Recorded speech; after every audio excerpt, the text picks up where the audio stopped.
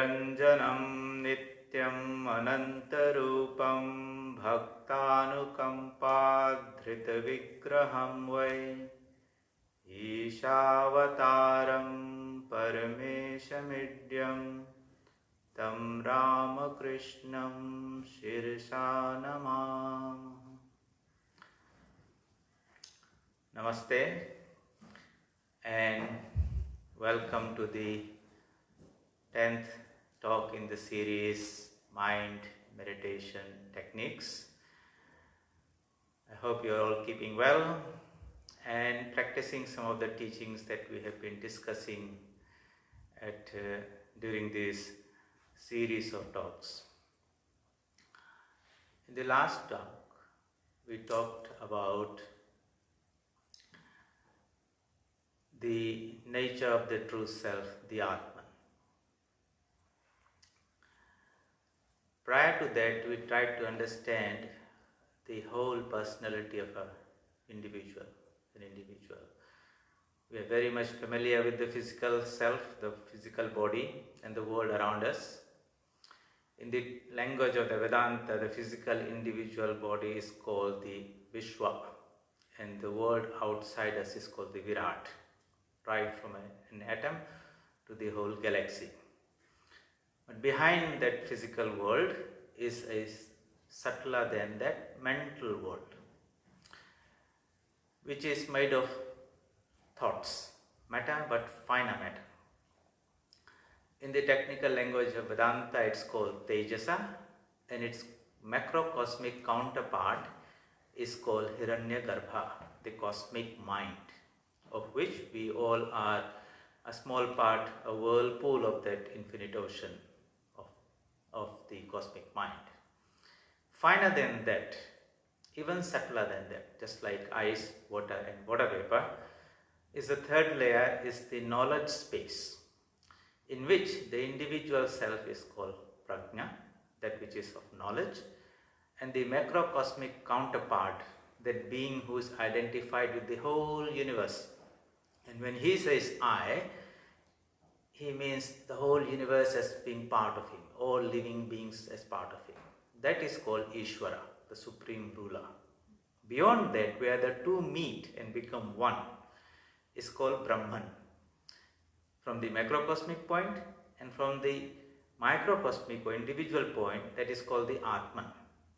And it is there where the two meet that the man of realization say, I am Atma Brahman. This Atman is not in any way different from the Supreme Being of Brahman. Or Christ says, I am He. The individuality that felt he had experienced within his physical self, it merges in that cosmic I. Or the Sufi saint says, Anal Haq, I am He. Spiritual practices are meant to work our way to that realization, that experience. Religion is realization. It is not believing in certain doctrines, some books, subscribing to some faith, practicing certain rituals and ceremonies only. They are stepping stones to the ultimate goal, but they are secondary details. We take the ones we are born into, we take some of them, or we might take the benefit of others. It does not matter. All the radii go to the same center. What we are interested is to reach the center. No amount of talking about the path is going to help. It's only that experience of realizing the truth is going to free us from this bondage of ignorance. So in all our pursuits, immaterial of which religious path we follow, which doctrine, which dogma, which prophet, which book, what we want to keep always in mind is that to come walk towards that realization. Religion is realization. Anything else than that, if you begin to fight, mine is better than yours, you should change yours to mine, that is just disturbing everyone else's peace of mind. No path is perfect, but when you reach to the common center, you'll find that all the great saints have been talking about the same truth. And we are also part of that same truth. How do we keep that north, the compass, the needle of the compass pointed to the north and not get distracted by things around us and take them. This is what religion is. That's why people sometimes come and ask me, Swamiji, what's the difference between religion and spirituality? And I came to understand that they talk about all these secondary details, the temples, the churches, the doctrines, the dogmas, the rituals, and the ceremonies which we sometimes keep on doing. And in that, we forget why we are doing this. Sometimes we go to some temples and you find a small deity, and they put so many flowers, offering so many flowers that the deity gets covered by the flowers. And we are just something like that. What we are seeking for, we have forgotten that. So it becomes an exercise. Let me tell you a story. So this is a little story about a zoo that was in some country. It was called Paradise Zoo. Very big zoo, very old zoo. For hundreds of years it was there. And there was a specialty about that zoo, that main animal that was there, the lions. They owned it. They ran the show. It was theirs. So in that drama that was going on, once in a while people would bring a lion from the jungle from some faraway African country or another part, and open the gates, reverse the truck, open the cage, let the lion jump out into that close and disappear. It had a big, thick concrete wall all over the place, all around the place. So one fine day, they brought one jungle lion from Africa, opened the gate and let him in there, and they drove off. And this lion is narrating his experience. So he's wondering where he is, looks around, was it a friendly place, was it a dangerous place? And then while he was thinking, he saw 3 or 4 lions approaching in a group towards him. He was very much afraid. Are they friends or they're going to attack me? They reached out to him, said, welcome to Paradise Zoo. Reached out the hand or the paw and shook. And this lion was so relieved, at least they are friendly. So they welcomed him. They said, we are the welcoming party to this zoo. Now and then we have foreigners, newcomers coming like that. Our duty is to take them around and show and get orientation tour. So I said, very nice. So they started working, and as they worked, he noticed that everything was spick and span, everything was clean, there were beautiful paths to walk out, not like his African jungles. Everything he tried to see, he was comparing with his previous place. And he said, nice and clean. As they walked past, they saw a big tree. Around the stump there was a concrete wall, platform on which an elderly lion was sitting there, and in front of him there were rows of little cubs sitting facing him. This old lion was talking to something, and these guys were all little ones, were listening with full attention. So he asked, what is this? Oh, this is our education system. You know, over time we have acquired so much knowledge and experience. We would like to transmit to this younger generation as quickly as possible in a systematic way so that they become useful to the society. And therefore, this is our education system. Systematically they are educated. And the lion thought, in my jungle there is no such thing like that. You are left to learn things on your own, whatever your mother and father and hard experiences will teach you. So he was, this is fantastic, you know. Can't imagine having all these facilities. Let's go. They went further down the jungle, and there now and then they will find this strong lion standing on the roadside, very strict.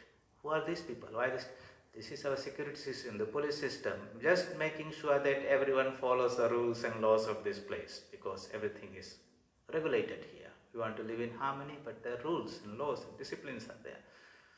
He thought, in my jungle nothing like that is there. The might is right, you know, whoever is strongest rules runs the show. This is very nice. They went a little further down, and there was a little valley, and there are 2 parties. One sitting on the left hand side of the valley, and on the other side, and some were jumping in the middle, and these fellows were talking and that fellows were talking, and all this drama was going on. Somebody was trying to calm them down. So what is that? That is our parliament. This is where we form our laws, this is the government, this is the opposition, we decide how we run the show and everything. And he thought, in my jungle, there's no such law like this. This is so nice. And he go, and there was another big play field where a lot of lions were jumping, running, leaping over. What is this? Sports is recreation. It's very important. This is our team getting ready for the Olympics. We'll go to another zoo and compete with them. He just thought, this is amazing. Education, security, governance, sports and recreation. And he went further down. There was some elderly lion sitting nicely, quietly under some place. What is this? This is where we take care of our elderly, aged care. This jungle lion was so much charmed by them. Anyway, so it went on and on until they're going around the wall. They found an elderly lion sitting and looking at the wall. Oh, alone, not being part of anything. So he asked, who is that? Why is he sitting all alone? His companions and guide said, we do not know really. He keeps to himself. But if you're interested, you may go and ask him. So this guy was new and little daring. So stepped to him and said, hello sir, I've just come in today. I'm just going through my orientation tour. It's so nice. I've seen so many fantastic things happening here. But I asked my companions about you and they had no clue. Why are you sitting here? What you're doing? This is such a wonderful place. The old lion kept looking at the wall and he said, why do you bother me? So many nice things are happening there. Go and join them. Go and join them. You can join the sports, you can join the politics, you can do all those type of things. Then this lion said, yeah, okay. He went away and completed the tour and became integrated part of the journey. A couple of months later, another lion was brought. Same story, same orientation tour, same completion of seeing all these various things, activities happening, and same seeing this elderly lion sitting there. He asked the same questions. His friends went and asked him. While this second lion was looking around, he was feeling that he was not in the jungle anymore. It's all very nice. But that freedom of the jungle, it's not there.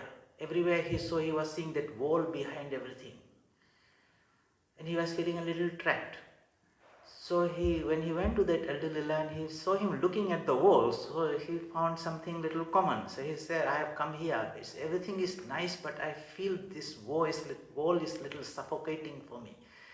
And I find you, instead of joining the whole party there, are sitting and looking at the wall. So can you please tell me, what are you trying to do?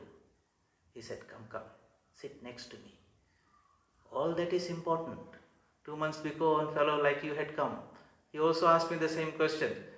I told him, go and look and enjoy the whole game, and he went away. But I find that after seeing all those things, you're not interested. You are like me. I'm trying to figure out a way how to get out of this zoo. That's why I'm looking at the wall. So this world is that zoo in which we are born.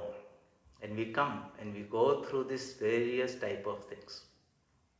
Education, and some profession, and some becoming old. But happy in the zoo. Not knowing that we are inside the zoo and that we are born here, we live here, we die here. That sense of bondage was not there, so the seeking for freedom was not there. Somehow that inherent freedom of the Atman, the self, which is our true nature, has been so badly forgotten that we have hardly any clue that we are free beings. And so the society takes us, this little child, educates us, trains us, plugs us into system, you're a doctor, engineer, this and that, rewards you, makes a template for you that this is what successful life means, and you work through that, and you become old and you die, and you don't even question, where did I come from? Where do I go? What's the meaning and purpose of this life? Who am I? Those are taboo questions.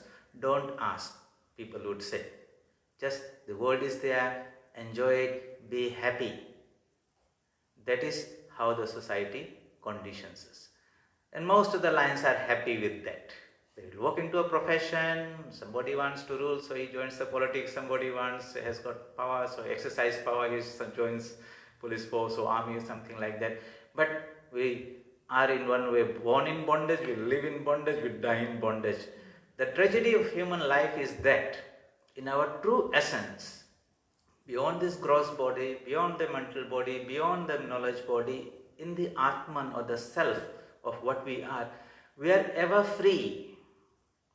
Nitya Mukta, eternally free, ever pure, Shuddha, full of consciousness, knowledge.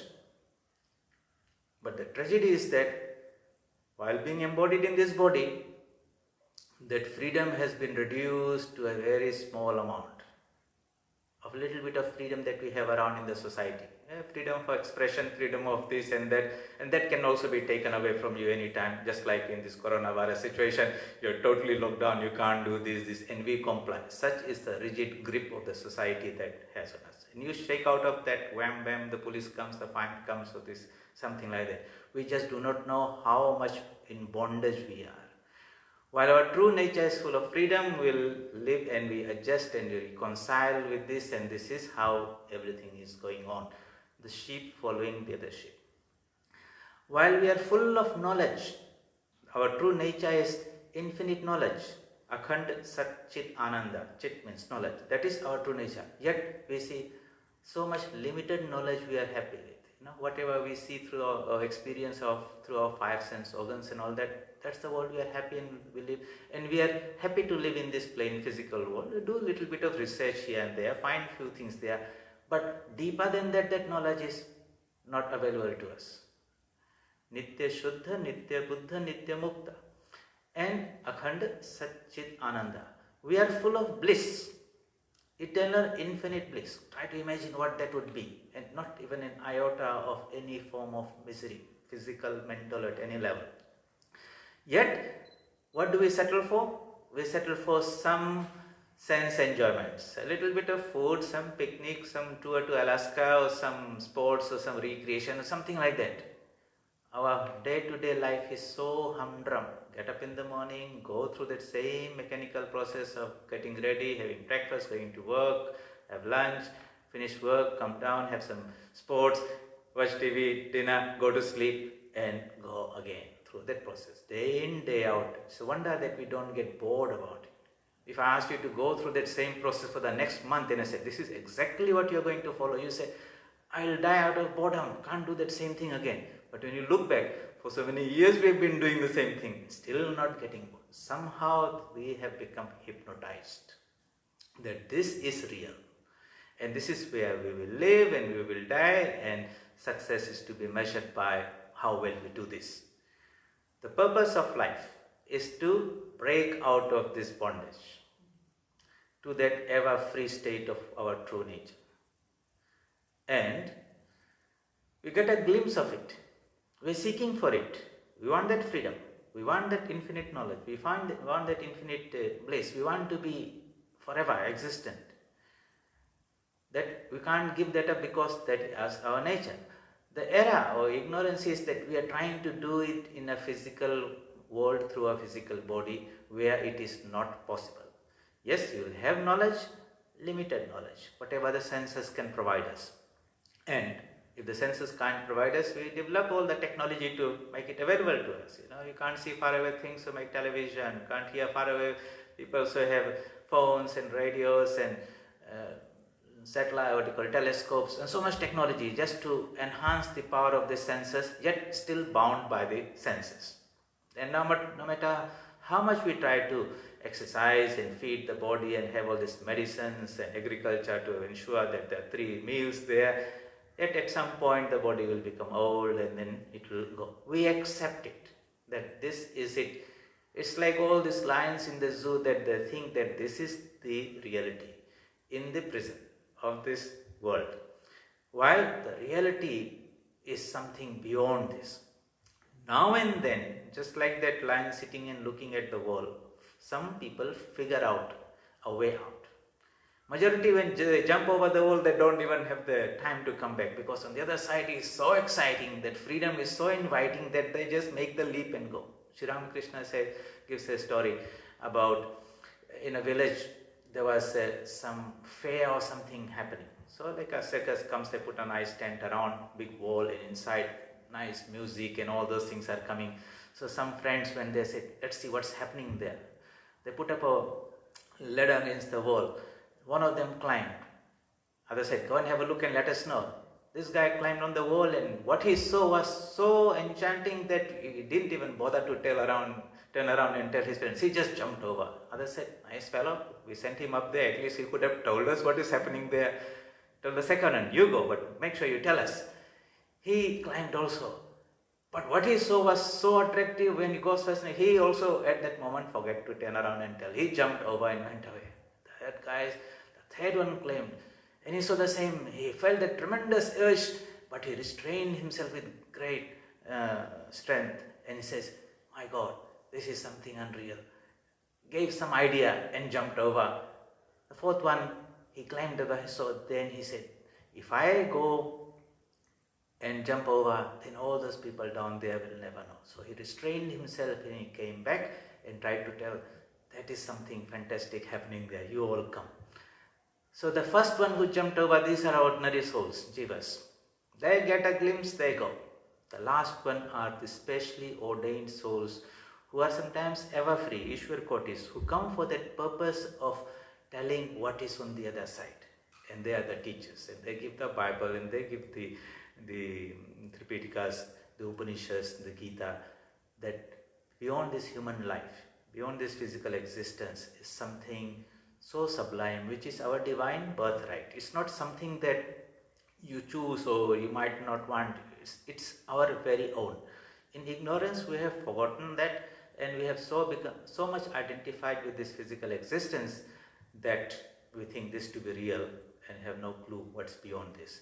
So when we read those teachings of these great people whose lives become so transformed through that spiritual experience, that everything that we value in this world becomes trivial in comparison to something which is infinitely greater. And so, in this way, this training, these lessons go. How do we awaken or make this ideal of freedom or self-realization alive? You see, many people read books. They have been going to the churches and temples and listening to hundreds of lectures, but very rarely you find that they get so, they assimilate the teachings in such a way that those teachings transform them and their activities and how they approach life, or they become spiritual seekers for that matter. Many are happy to go to the temple now and then. They believe there's some God, some power there. They still want this world. So when they go to the temple and church, they pray. It's not for knowledge or freedom. They want things of the world, but since they can't get it, they want the help of that divine being out there. So they say, that's how prayers are there. If you please fulfill this, I'll make an offering to you and all that. It could be passing some examination, or I want some children, I want to get married, I want to get promotion or something. Worldly things we want with the help of the divine. For many people, that's the beginning and end of religion. Artharthi. Sri Krishna in the Bhagavad Gita says, there are 4 types of people who come to me. One of them, the one is one who requires, the first one is those who are in distress. Problems are there, can't solve it. Doctors can't solve it, this and that. So in the last resort, they go to God and pray to Him. And God does step in and alleviates them. The second one wants some material thing. I want house, car, property, money, good job, this and that. God provides that. The third one is Jigyasu, a seeker of truth. He doesn't want anything from this material world, but he knows that something is missing. He wants to know who he is, the truth itself. And to such, they also approach the same source and they get. And the fourth one is one who has realized the truth, become acquainted it, and is so enchanted and enamored with it that he cannot give his mind to this world. They are ever in communion with the divine. Now, Sri Ramakrishna tells the same story in another way. So today we are telling nice stories. I hope you will remember the stories and reflect on them. He says, a fisherman goes fishing in India, fishing line, they throw a net in a pond. You've seen that round net they'll send? So a fisherman throws a net to catch some fish, and he says, all fish are not alike. Different fish have different levels of intelligence and alertness. The superior most, smartest ones, they take off even before the net hits the water. They're ever so alert of this bondage, that they don't get caught in this net of Maya. They are called Nitya Mukta, ever free, Ishwar Kotis. Some ones like that come. They don't need to come to this world, but they come for the purpose of accompany an incarnation of God to spread His teachings. Okay. Sri Ramakrishna says he had, along with him, 6 Ishwar Kotis had come in this 16 disciples. That is the first category. The second category, when the net touches the water and these fish are caught, one of them becomes very, very aware what this net means. If he doesn't get out of this, it could be ending in somebody's pot. So he makes all, that means at the end of the day, there is death there. And he makes all attempt, he struggles, he jumps and this and that, and he leaps out of the net. And the fishermen say, a big one escaped there, you see. So they become free, liberated, okay, through their own spiritual effort. The third category, they are jumping this and that, but maybe in this life that freedom did not come. But they did make the effort. They were aware of the net and what are the consequences of the net, and they struggled. Maybe in the next life they will develop that capacity to make that final leap over the net. But they are aware that this is bondage and freedom is beyond this net. And there's a fourth category, which is the majority, the base of the pyramid, who say, okay, a net has fallen, not so bad, let's escape it. And what's the method of escaping? They bury their head in the mud and sit down quietly and say as if nothing is going to happen. And when the fisherman draws the net, they all come in. Majority belong to the fourth category. Majority belong to those lions in the zoo who are happy with doing all these things and think that this is very important, People say this world is important, all these duties and responsibilities are important. If we don't do it, who will do it? If we don't marry, then the whole creation will end as if everything depends on them only. But it's only a little bit of self-importance and ego. The world does not miss us, one, many or thousands if they go. So we are here in this world for what? Enjoyments or to work out our way to liberation. So, for those who have been coming here again and again and again, old souls, so to say, have tried to find happiness, knowledge and eternal life or live forever here in this world, and every time death came and took everything away they had worked so hard for, and again they came, they thought this time I will be smarter and do it in a different way, maybe I will be born in another country or a different life form, whatever. Eventually all of them come to that same and final experience. And they become little wiser. Okay, they become disenchanted with this world. The other category, totally enchanted with this world. Nothing better. Maybe I'm not happy in this country. Next time I should be born in another country where things are a little better. Something that maybe there's a degree of suffering here. Maybe I should be born in another place where there's no suffering. We'll call that heaven. So they make all the effort to go there and live there. But they're still seeking for that same thing, happiness, little bit of sense enjoyments there. But nothing is permanent. Even heavens are not permanent. When our good deeds are finished, we come back to this world and again we go through the grind. Mother Nature is trying to teach us one thing. That freedom that we are seeking, that knowledge we are seeking, that happiness we are seeking, that eternal life we are seeking is not here. Every time she's trying to teach you the same thing. And we are so stubborn or maybe so thick-skinned that, or maybe we think we are so intelligent and work out a way to somehow bypass it or manage it or this and that we will find something, these things where it is not. Trying to find a black cat in a dark room where the cat is not there, how will you find it? So again and again we come, again and again we try, again we go through the same story of failure until the soul wakes up and understands deep inside, very intuitively, that his seeking is not wrong. It's all good. But where he is seeking and how he is seeking, some problem is there. The eternal cannot be found in temporary things. Dhruvam adhruveshu na prarthayante. When Yamaraj offered Nachiketa all these things to enjoy, the long life and everything, Nachiketa, even though he was a young boy, but matured in experience, you might say an old soul, who understood from his previous experience that whatever he is seeking is not here, and therefore he denied those things and he became competent for that higher knowledge. Yamaraj was very happy. Very rarely I get some person who comes to me who says, I want freedom, teach me about the nature of life beyond death. So, if those who are reading these books, listening to so many lectures and this and that, and now it is all coronavirus time, so many discourses and everything is available there. If we are just listening and enjoying this, then this is one type of entertainment, spiritual entertainment. Yes, it's so nice on a Sunday to sit down and listen to this. But if deep within that ignition, that spark, the desire for freedom is not happening, then what we are trying to do is not being successful. Maybe the wood is not dry. Okay, the spark is there, but it is not catching the fire. Anyway, but for those in whom, because of their previous life experience and samskaras and all those things, suddenly it begins to appear, just like some lions in the zoo. My God, we are inside the zoo. The real freedom is out there. No matter how beautiful it is here, but the real beauty is out there. And that is our divine birthright. How do we make this ideal of freedom alive? How do we make this Atman a living reality so that it captures our imagination? It becomes part, it begins to run in the background of our mind all the time. We have a sense, no matter how beautiful it's out there, still bondage.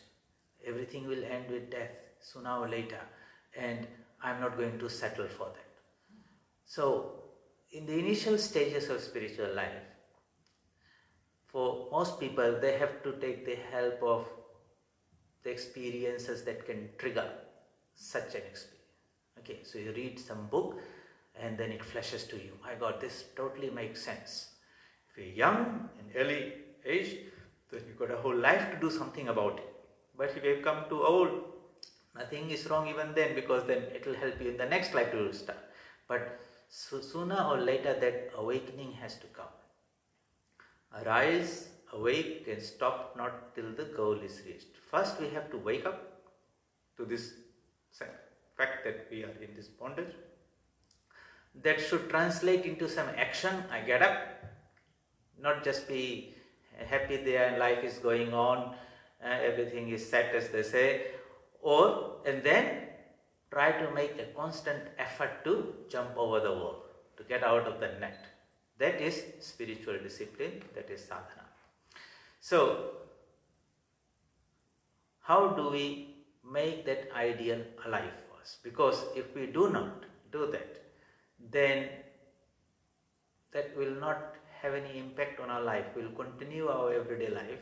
Yes, so many nice things I know. Maybe I can quote the Bhagavad Gita in the Upanishads. Maybe I can give a nice talk about it, write some books about it. And you can see there are people who are great writers, who write beautiful books. They put everything very nicely. But if you look in the life, are they really seeking for the truth? No. They've used that knowledge to make some money. International bestseller or something has become. Somehow that fire has not got caught in their life. Because if it does, it's going to transform you. No longer you can carry on in this way. They will make a subjective change. Your mind will... One of the things the mind will do is will understand that things out there are less valuable than the thing that is inside me. Okay? That will be the first thing. That deep inside me there is something that's so profound, so beautiful, full of love and knowledge and beauty and grace and power, and that is my true nature. And even though I don't experience it, but it's a wonderful idea, and if anything I should give a little bit of my time and effort to towards that pursuit, rather than just beating around the bush, so to say. That's what life is almost at the end of the day. So that idea captivates them a little bit. Then in that process, as the mind becomes a little matured or turned around, you'll find that he will not be able to give that much time and effort to the things out of the world. He'll begin to lose some interest in things out there. No more going to the same parties. No more doing all those repeated entertainments and all those things. He loses a little bit of interest in them. Maybe he goes once in a while. Mind has to be weaned away slowly like that. His friends might begin to think something is wrong with him now. He's no more fun anymore, not good company. He says, I don't mind that. I don't have to be part of that group, because even though they might be enjoying, but my sense of seeking something else is there. So this little bit of change will begin to happen in that person. He'll be more happier with himself in his own solitude and contemplation and things like that. Managing with the society in some way as much as possible, your responsibilities and duties there. And he's not unhappy. He is happy in his own mind that at least I'm giving my time and effort to something. And hopefully in this life, I'll get to something that will not be taken away from me even by death. We have this beautiful Vedic prayer, Asatoma Sadgamaya, Tamasoma Jyotirgamaya, Mrityorma Amritam Gamaya. The English translation is, to the divine which is inside us, or the cosmic being, O Lord, lead me from this transitory existence to that eternal existence, Sat, permanent thing. Because here everything is going to go, even this body is going to go, my relatives, friend, money, car, house, everything is going to go. I understand that. But I understand there is something beyond this which is permanent. And if I can get that, then I am on firm grounds. So that is that prayer. Asatoma Sadgamaya. Tamasoma Jyotirgamaya. Here is all darkness of ignorance. I have got this little bit of knowledge. The more I know, I understand this all little I know. And on that side there is infinite existence or a state of mind that is omniscient, all-knowing. That is also possible. And I would like to have that type of mind. Mrityorma amritamangamaya. Mrityu means death, destruction. Anything that has been constructed will after some time go through the reverse process of resolving back to its own constituents. So that will happen to this body also. And he says, but behind this there is something permanent which is deathless, immortal. This prayer comes to not everyone. Many people pray this. For many it comes from the throat here, not from the heart. And when they pray, even the meaning doesn't come. Forget about the power and the intense urge that is there. It only comes to those people who have become well and thoroughly disenchanted with this world. Spirituality is for people who are unhappy with this world and their lot. Those who are happy with this world, everything is fine. That means the dream is still a beautiful dream. Maybe a nightmare will wake you up sometimes. So it might be a painful experience in this world. You get a whacking. Suddenly things you have been clinging on, holding on to, valuing everything is taken away. Everything is falling apart, and suddenly you understand very clearly the temporary nature of this world. That might be a very painful experience, a bitter fruit, but it can have a very good positive impact in that it wakes you up from this dream, this prison house of this world. So blessed be that suffering if it brings that culmination. So suffering is not bad. Most of the time suffering is a bigger, greater teacher than all the happy things. Don't wish everyone happy year, happy new year. Wish them a little bit of some whacking so that they wake up from this suffering, because otherwise you are wishing them, be happy here, come here, remain in this bondage. Knowledge is what we are seeking for, not happiness. Self-knowledge is what we are seeking for, not knowledge of outside things. So, Mother Nature is constantly trying to teach us that. And you look back from childhood here and there, yes, you get some lollies, some sweet fruits there. But if I ask you to remember the 5 most beautiful, happiest moments of your life, many people will be scratching their head. If you ask, tell me some 5 very painful moments, or you say I've got a list of 20 there, I can tell you. Such is the summary of our lives. So much suffering is there. And through suffering, we are still not learning somehow. So, in the Bhagavad Gita, Shri Krishna says, all actions, all experiences should culminate in some knowledge. It should not be just an experience, a happy thing or a painful thing. And that requires us to go through our experience and reflect on those things. Why are these things happening? What I am supposed to learn out of them? We have to sometimes withdraw a little bit and analyze and reflect, and you'll find that every experience is a great teacher. You can read great books, but the best book that you can read is your own life. Every day is a page. And you reflect through that. Today I went through these things. There are some things there. What was it trying to teach me? If you can filter that out, extract the essence of your experience, you'll find that will not really get repeated for you next day. But life is a great teacher. If you don't learn, you'll have to repeat the same lesson in the same class until you graduate. So wise people will, even though hard times come, tough time comes, no matter personally or socially, or it could be a global type of thing, what is life trying to teach me? If you can get that and turn it to your advantage, that painful experience has become something that has been useful to you. It is Shreyas. In the Kathopanishad, Yamraj, when he's teaching to Nachiketa, he says, my friend, you are asking about this death and all those things, but I tell you, in life, experiences come to people. There are two categories, Shreyas and Preyas. Shreyas is that which is good for us. Preyas is that which is enjoyable for us.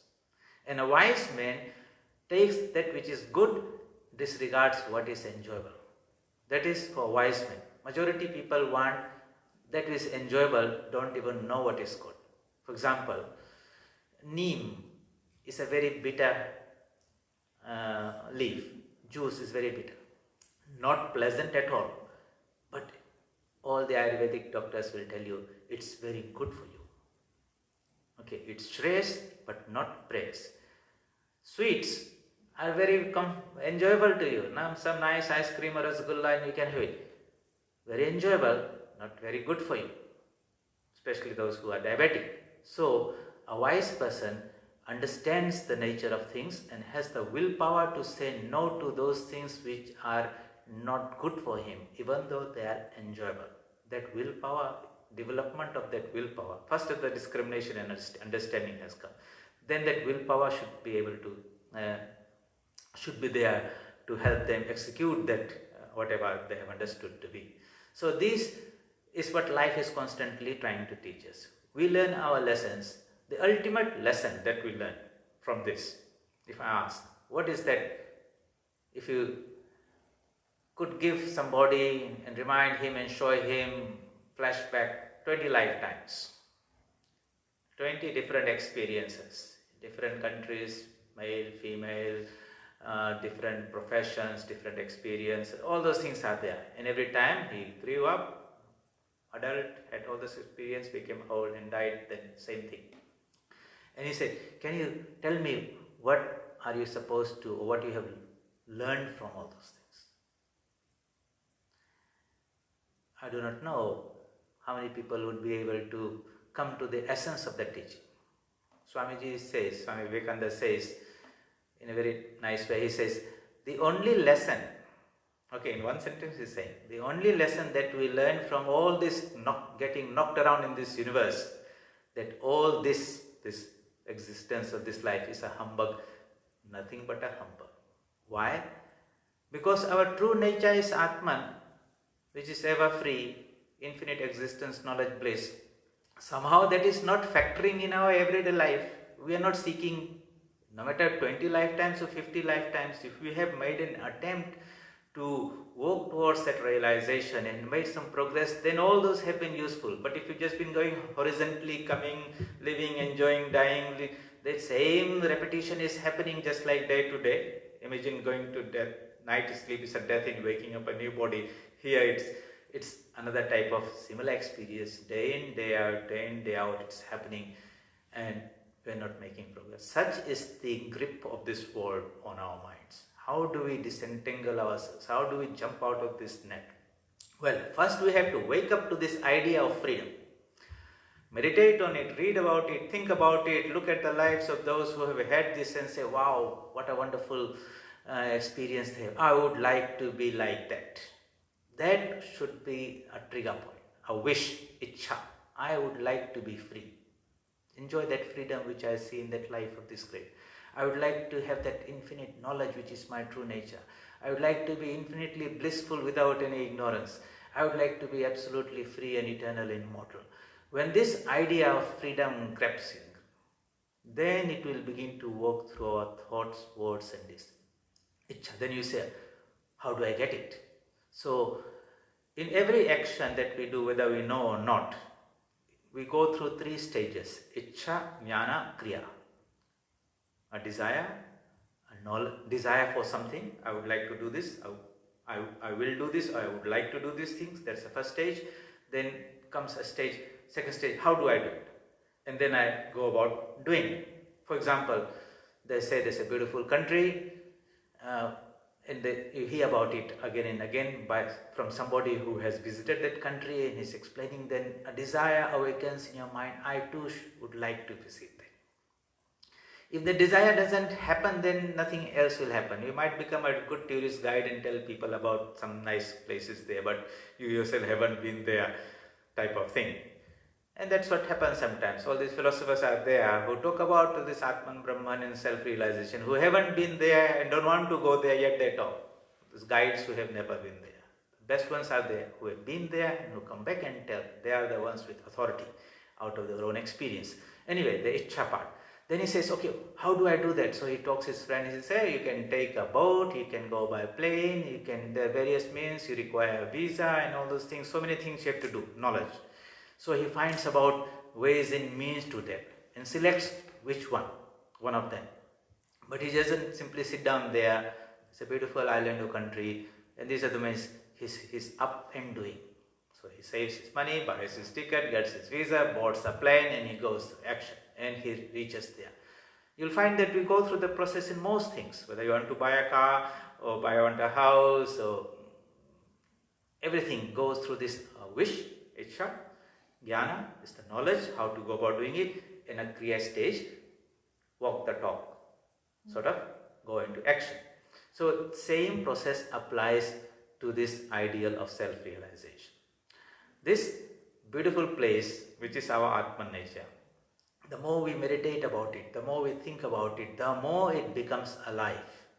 That is the secret. How do we infuse so much of our energy and vitality into it, that idea grows and becomes alive and captures us and begins to make us do those things. And we have done that also. Many people who are professional, for example, somebody is a doctor. How did he become a doctor, you might ask him. He said, when he was in classroom, in lower classes in primary school, some relative was a doctor. He visited a doctor's surgery. He met some people. He saw on TV or something. Anyway, he liked it very much. And there was this initial spark. And then because he liked it, he did some more research on internet and this and that. He met some more people until the desire came in him that I would like to become a doctor myself. You see, the initial knowledge that he gathered from here became personalized, integrated, assimilated, digested, and became part of his being, that from within it was beginning to direct and control his thoughts and words and deeds. That is what spiritual knowledge, how should be digested, made part of our own self, so that it begins to work from within, and then the rest of the things will begin to follow. So, making this idea alive. Think about it, dream about it, meditate on it, contemplate on it, and churn it inside there. You have to not just say milk is there, is beautiful, milk is there, but you have to drink the milk. You should have the power of digestion.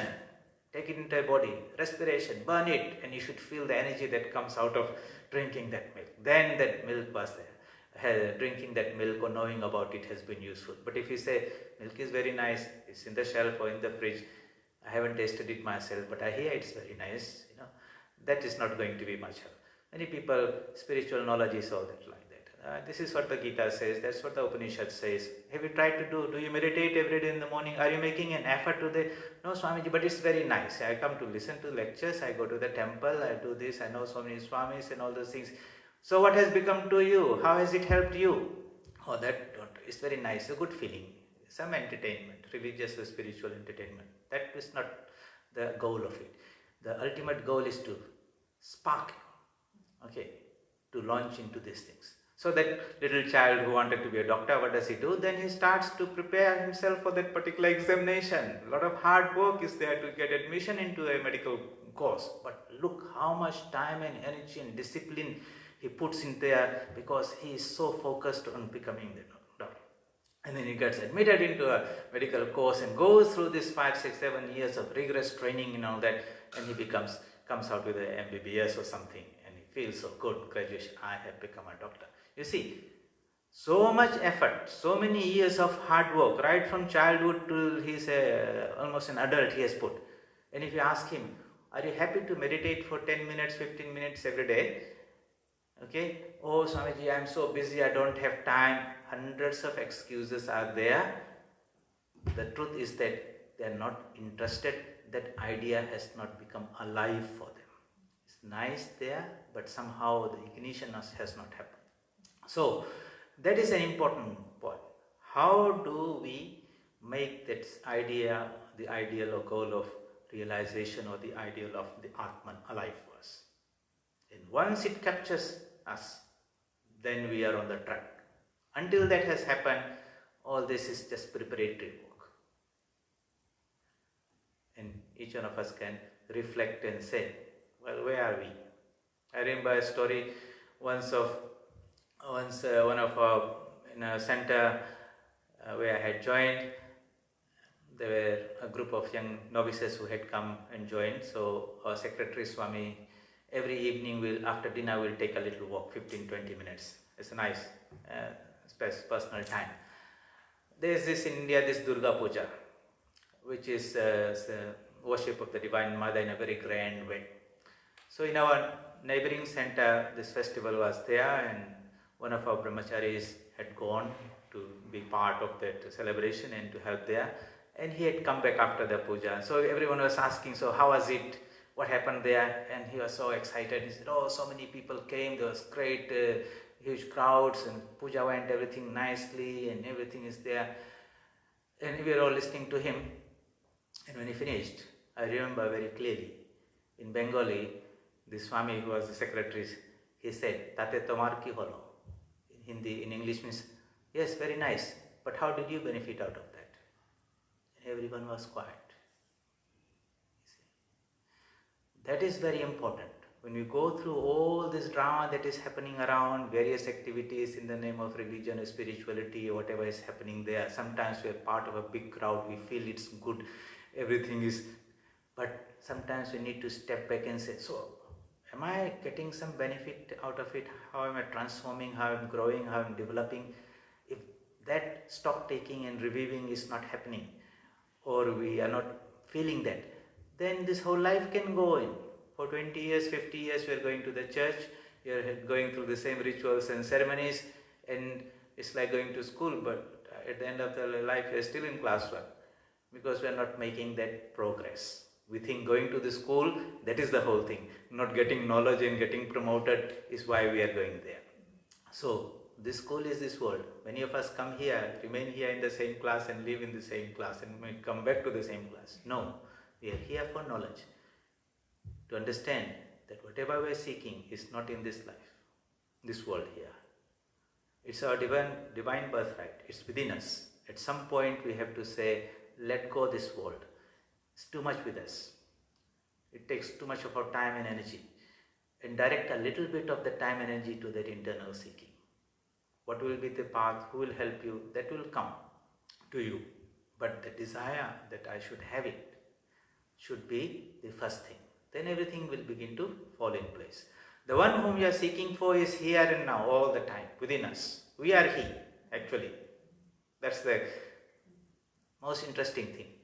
It's like you go around saying, whom do you want to? I want to meet myself. You are yourself. How can you meet yourself? The other day I was talking to one of our friends, and he said, I would like to meet God and shake hands with Him.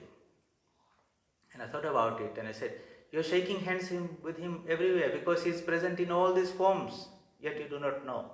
You call Him man. Actually, the one you are thinking God is there in every one of us. He is present in everyone.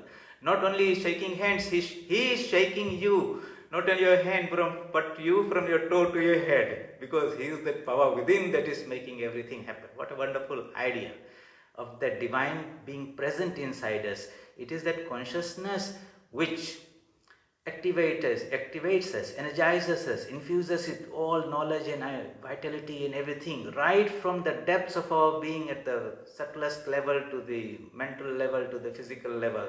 That means I am conscious because of the consciousness of the divine self inside me. This little knowledge that I get from our sense objects is because of that inner knowledge that is shining throughout these sense organs. The little happiness and joys and pleasures that I experience by seeing things, listening to things, tasting things is really an expression, a little bit of a ray or a little glimpse of that infinite bliss that's inside me. That sense of permanence that I feel that I am this body and I should live forever, live as long as, is a little bit of that infinite existence that eternal immortal Atman is asserting itself again and again, trying to express itself in this way until it realizes that it is impossible. The infinite can never be manifested through finite things. Makes common sense. And when he has understood that, then he gives up that futile, vain attempt. And what does he do? He retreats, takes it easy, rests back and goes back into itself and says, what was it all about? I was immortal all the time. Why was I trying to seek immortality outside? I am of the nature of infinite bliss. Why was I trying to do that? Seek little bit of happiness outside there. I am of the nature of that omniscient infinite knowledge. Why was I just running after tidbits of sense knowledge there? And he simply sits in himself, alone, happy, content, peace with himself. This is how the divine plays. It's the ocean, which is that existence, knowledge, bliss, infinite, pure. Is one without a second. For whatever reason we can't explain, there cannot be a reason. He becomes many, many waves. Thousands of waves, millions of waves. Big waves, small waves, wavelets of all shapes, sizes and colors belonging to this. Of course, there's only one ocean, but we say there are 5 oceans. That's how we talk. But from the ocean's point of view, there's just one. That ocean is playing with itself. If you ask the ocean the question, why did you become many? He said, I just fancied it. I like it, I play with myself. What's that to you? You say, I'm complaining because I'm suffering here. He says, who are you? It's me only. It's your ignorance that you think yourself to be different from me that is the cause of your suffering. How do we bridge this ignorance? How do we reconnect ourselves and feel the divine presence all the time? Just like the wave doesn't think it's something, a separate entity floating in the sky somewhere. It's ever connected to the ocean, both in the form and the content. He understands that the water that's inside this ocean and the water that's inside the wave are the same. Only in ignorance he's identified with the little wave form, and when knowledge comes, he's identified with the whole ocean. He cannot be in both places at the same time. He has to give up one to become the ocean.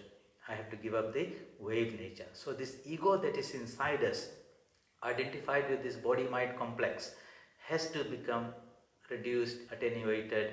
That's the path of devotion and surrender. The ocean is the master, the Lord, and the wave is the devotee. And he says, he has understood there. No matter how big I make this wave, it's never going to be like the ocean. It's a smarter way of doing it. I'll reduce it, surrender, and then suddenly it has become part of the ocean. Suddenly he feels how vast, how big, cannot express it. Why is he floating there? Because it's the wish of the ocean that the wave should remain there. So when the devotee understands that, he approaches the ocean and says, can you please make way, let me enter. And the ocean is always very receptive, in constant touch, but it wants the desire from the wave to come, says, I want to come home. And when that happens, she opens the gate and we sink in and become part of it. Of course, there are many other waves, they will continue, many will keep on coming and going, but the one that chooses to enter, for him, the door becomes open. The Upanishads say, Yameva esha vrindate tena labhya tesha esha atma vivrindate tanum swam. Yam eva esha vrindate. By those who seek it, by them the truth is realized. First you have to be a seeker. You have to knock and the door will open. If you don't knock, the door will, it's not locked actually, but it will not open because we are not interested in it. Yameva esha vrinite tena labhyat tasya esha atma vivrinite tanum swam. To such a seeker, this Atman reveals itself. It has just put a covering of Maya and hides himself and makes him feel something separate and different and limited and all that. When he wants to get back home, he says, you never left.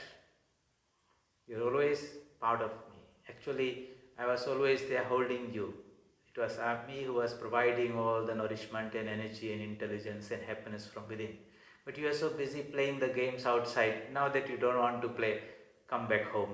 Just like the mother takes the child in the lap, likewise the divine takes the child, Jiva, into her lap, and that's where we feel safe, happy, content, without any worries, without any tension, just like a baby in the mother's lap.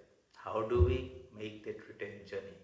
We will continue with these discussions a little bit more, take it further in the next Sunday class. Until then, I hope you will chew the cud. Little stories I have told, try to reflect on them, personalize them, and think and see if it can spark something and bring a little bit more seriousness for you to actually stop reading the map but walking the journey. Om Asato Ma Satgamaya Tamaso Ma Jyotirgamaya Mrityorma Amritam Gamaya. Om Shanti Shanti Shanti. Hari Om Tat Sat. Shri Ramakrishna Arpanamastu.